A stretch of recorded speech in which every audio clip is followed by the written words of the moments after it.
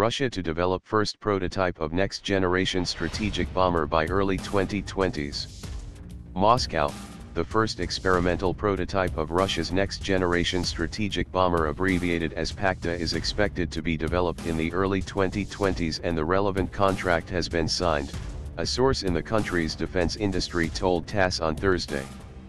The first stage of the R&D work on the new strategic bomber was completed in 2016, the source said.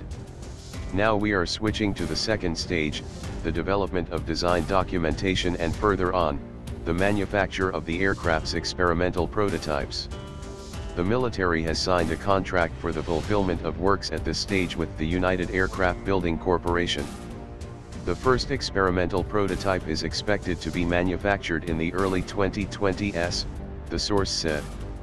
The aircraft will be based on the flying wing design and other schemes are not being considered or discussed. This is the sole and the approved version, the source said. TASS does not have official confirmation of this information. Another source in the Russian defense industry earlier told TASS that Tupolev Aircraft Company had already made a full-size wooden mock-up model of the PACTA and also several smaller mock-ups of composite materials. The Perspective Airborne Complex of Long-Range Aviation, PACTA, is a Russian next-generation strategic bomber being developed by the Tupolev aircraft manufacturer.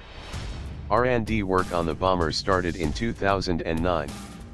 The PACTA will fly at subsonic speeds and carry weapons inside its body.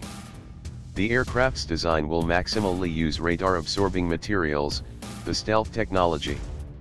The bomber was initially planned to start arriving for the Russian armed forces in 2023 to 2025 and the first test flights were scheduled for 2019 to 2020.